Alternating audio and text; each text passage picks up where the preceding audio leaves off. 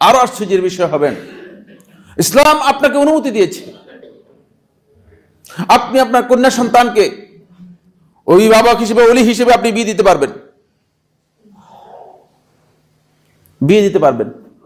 আপনার কন্যা সন্তানকে আপনি আপনার অধিকারে আপনি বিয়ে দিতে পারবেন, যেহেতু আপনি ওলি অভিভাবক। কিন্তু তারপরে আল্লাহ রাসূল সাল্লাল্লাহু আলাইহি ওয়াসাল্লাম বলে দিয়েছেন, কারণ তাকে যদি তার অনুভূতির উপর আঘাত এনে জোর করে বিয়ে দেন, তার হতে পারে যে মনটা ভেঙে যেতে পারে। এই জন্য আল্লাহ রাসূল সাল্লাল্লাহু আলাইহি ওয়াসাল্লাম হাদিসের মধ্যে ইরশাদ করেছেন, একেবারে সহিহ বুখারী এবং মুসলিমের হাদিস, রাসূলুল্লাহ সাল্লাল্লাহু আলাইহি ওয়াসাল্লাম বলেন, লা তুনকাহুল আইয়িমু হাত্তা তুস্তামার, যদি প্রাপ্তবয়স্কা হয় তাহলে স্পষ্ট করে তার কাছ থেকে অনুমতি না নিয়ে বিয়ে দেয়া যাবে না। কাকে বলছে এটা?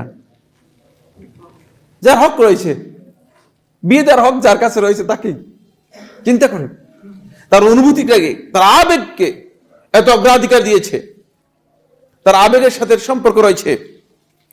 ওয়ালা তুনকাহুল বিকরু হাত্তা তুস্তাজান, আর অপ্রাপ্তবয়স্কা যে রয়েছে অথবা যার বিবাহ আগে হয়নি, কুমারী, অবশ্যই তার কাছ থেকেও অনুমতি নিতে হবে। বিশেষ করে কুমারী নারী যারা হয়ে থাকে তাদের ব্যাপারে অনুমতি নেওয়া, তাদের কাছ থেকে কথা নেওয়া এটা কঠিন। এই জন্য কালু ইয়া রাসূলুল্লাহ, সাহাবায়ে কেরাম প্রশ্ন করলেন, হে আল্লাহর রাসূল সাল্লাল্লাহু আলাইহি ওয়াসাল্লাম, কাইফা ইজনুহা, কিভাবে অনুমতি নিব? তো স্বেচ্ছায় বলবে না যে আমি বিয়ে বসতে চাই, যার আগে বিয়ে হয়ে গেছে এরকম হলে বলতে পারে।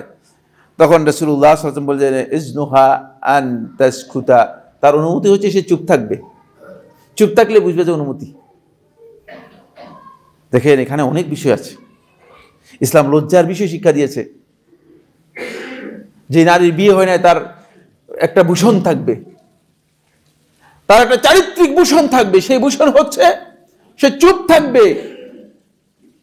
সে আর এখন তো চুপ থাকা তো দূরের কথা, বাপই বা কে, নিজেই কি করতেছে, গিয়ে বিয়ে পরে বাপের চিঠি লেটার পাঠিয়ে দিচ্ছে, মেসেজ পাঠিয়ে দিচ্ছে যে আমাদের বিয়ে সম্পন্ন হয়ে গিয়েছে।